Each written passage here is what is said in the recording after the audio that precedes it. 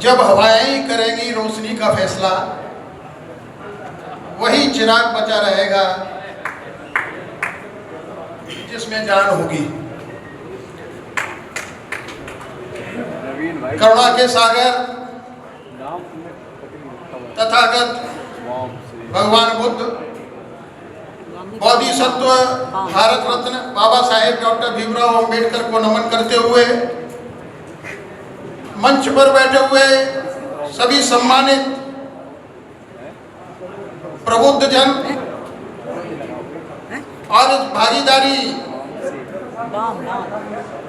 मोर्चा के सभी सम्मानित पदाधिकारीगण, संयोजकगण और उपस्थित मेरे भाई और बहनों, आज हम लोग जो मुद्दा लेकर के यहाँ पर एकत्रित हुए हैं, वर्तमान में जो दिल्ली सरकार चल रही है उसको हम उखाड़ फेंकें, ऐसी विचारधारा लेकर के हम यहाँ पर बैठे हुए हैं, जिसमें 3 बिंदुओं पर चर्चा की गई। समर्थन, सहयोग और सुझाव। तो मैं आप सभी लोगों को कहना चाहूंगा कि all India SC/ST railway employee association पूरे देश में एकमात्र ऐसा संगठन है जो पूरे देश में अपने कर्मचारियों की सुरक्षा और सम्मान के लिए काम कर रहा है। इसी क्रम में आज मैं जो इस कार्यक्रम में माननीय DC कपिल साहब को जो सहयोग करने आया हूं, तो आप लोगों को बता देना चाहता हूं कि 1997 में आदरणीय DC कपिल साहब उस आंदोलन के हिस्सा रहे हैं जिस आंदोलन ने इस देश में आरक्षण को बचाने का काम किया। इस देश की सरकार ने जब 5 आरक्षण विरोधी ज्ञापन जारी किए, तो आदरणीय DC कपिल साहब की नेतृत्व में उन 5 आरक्षण को वापस कराने का हमने काम किया। और इनमें एक हमने जज्बा देखा, ईमानदारी देखी, लगन देखी और मेहनत देखी और संगठन को खड़ा करने का एक जज्बा देखा। और उसी जज्बे के आधार पर आज हम लोग इस भागीदारी मोर्चे को यह विश्वास दिलाने आए हैं कि हमारी all India SC/ST railway employee association कर्मचारियों के हित में काम करती है, लेकिन दिल्ली और दिल्ली आसपास के जितने भी इलाके हैं वहां कम से कम 50,000 रेल के कर्मचारी निवास करते हैं। और उन 50,000 दलित रेल कर्मचारियों में अगर उनके परिवार को जोड़ दिया जाए तो लाखों लोग एकत्रित होते हैं। तो मैं किसी विधानसभा की जिम्मेदारी तो नहीं लेता, मैं किसी विधानसभा से चुनाव लड़ने की भी बात नहीं करता,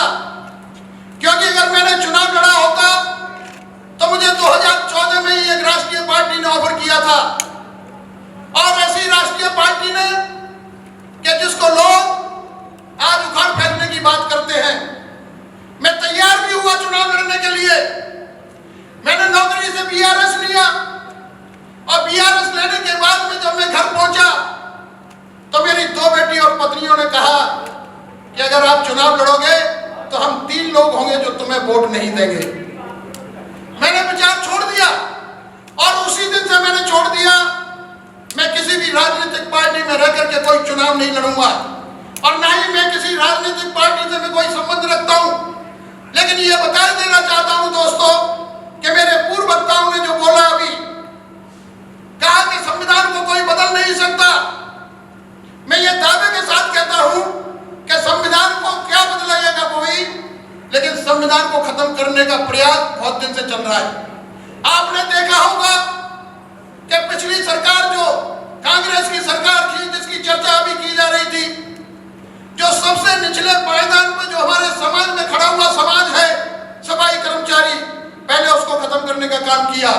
उसको आउटसोर्सिंग किया और आउटसोर्सिंग करने के बाद जो हमारे सफाई कर्मचारी सरकारी नौकरी पाकर के सम्मान की जिंदगी जी रहे थे, जो 30-40 हजार रुपए तनख्वाह ले रहे थे, उनको मजबूर कर दिया उनका शोषण करने के लिए। और आज जितने भी सफाई कर्मचारी आउटसोर्सिंग हो रहे हैं, उनका शोषण हो रहा है दिल्ली के अंदर, चाहे वो रेलवे हो, चाहे वो दिल्ली सरकार हो, चाहे वो किसी अन्य गैरों की सरकार हो। हमारे सफाई कर्मचारियों का जो शोषण हो रहा है, उसको देख करके मैं ये बताना चाहता हूं दोस्तों कि आज मैं इस मंच के माध्यम से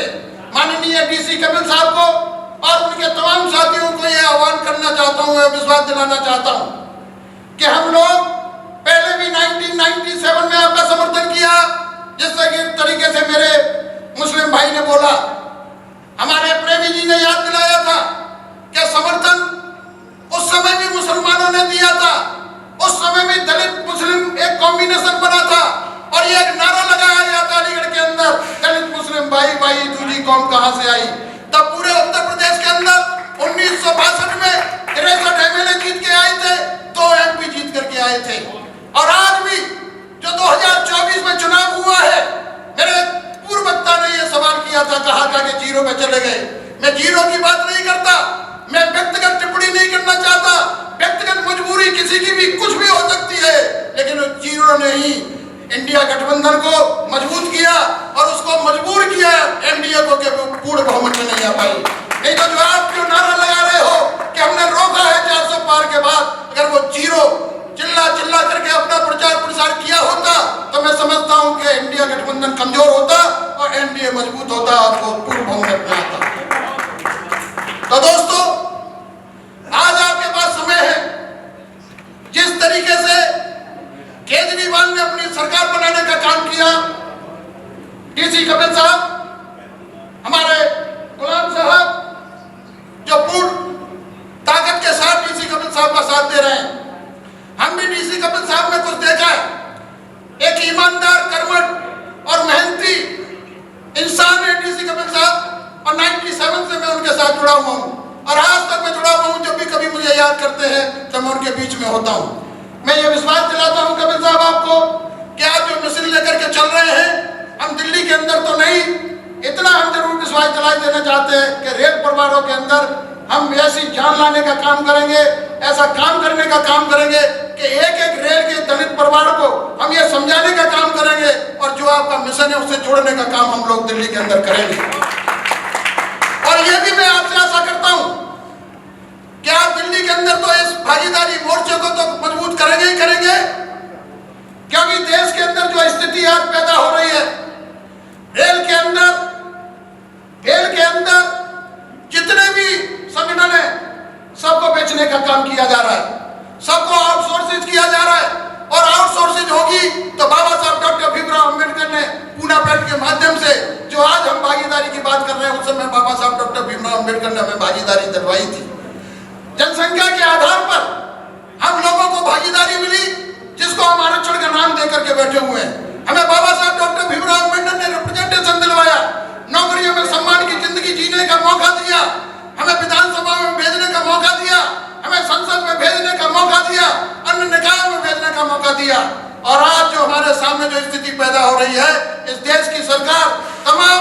जितने भी सरकारी कार्य है उनको बेचने का काम कर रही है। अगर उनको बेचा जाएगा, उनको आउटसोर्स किया जाएगा, उनको निजीकरण किया जाएगा, अगर उनको प्राइवेटाइजेशन में दिया जाएगा, तो मैं समझता हूं कि जो बाबा साहब डॉक्टर भीमराव अंबेडकर ने हमको भागीदारी दिलवाई थी, वो निश्चित रूप से खत्म होने का काम होगी। तो धीरे धीरे कहीं ना कहीं वो संविधान को कमजोर करने का काम कर रहे हैं। तो अगर संविधान को बचा करके, संविधान की शपथ खा करके, संविधान को हाथ में लेकर के अगर आपने आज एनडीए की सरकार को कमजोर किया है, तो मैं ये आपको कहना चाहता हूं कि आगे आने वाले समय में उन लोगों ने बाबा साहब डॉक्टर भीमराव अंबेडकर का नाम लिया था, उन लोगों ने जय भीम का नारा दिया था, उन सभी लोगों ने संविधान की शपथ ली थी, जिन लोगों ने आरक्षण को खत्म करने का काम उत्तर प्रदेश में किया है। तो मैं ये भी कहना चाहूंगा अपने भागीदारी मोर्चे से, उन लोगों से भी सावधान रहे जिन लोगों ने आरक्षण का बिल संसद में फाड़ा था। आज बाबा साहब का नाम लेकर के संसद के अंदर है, इन लोगों से भी सावधान रहने की जरूरत है। तो माननीय डीसी कपिल साहब, मैं सुझाव तो आपको कोई नहीं दूंगा, लेकिन इतना जरूर कहूंगा मेरा पूर्ण समर्थन आपको है। All India SC/ST railway employee association के 4.5 लाख के मैं रिप्रेजेंटेटिव हूँ। मैं नेतागिरी रेल के अंदर करता हूँ, लेकिन आपको ये विश्वास दिलाता हूँ कि दिल्ली के अंदर जितने भी रेल के दलित परिवार रह रहे हैं उनमें एक एक में जा करके मैं आपके लिए और आपके संगठन के लिए पूरी मजबूती से काम करूंगा, क्योंकि आज की डेट में मैं रेल की नौकरी में तो नहीं हूँ, लेकिन all India SC/ST railway employee association का राष्ट्रीय महामंत्री होने के नाते एक एक घर में जाऊंगा और एक सुझाव अंत में जरूर दे करके जाऊंगा। आपने बोला है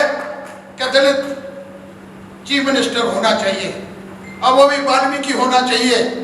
तो मैं ये कहना चाहूंगा दलित चीफ मिनिस्टर दिल्ली में होना चाहिए, वाल्मीकि होना चाहिए, लेकिन वो भी महिला होनी चाहिए। मेरा आपसे ये अनुरोध है। और जो हमारे पूर्व वक्ता आदरणीय हमारे मुस्लिम भाई साहब ने बोला है,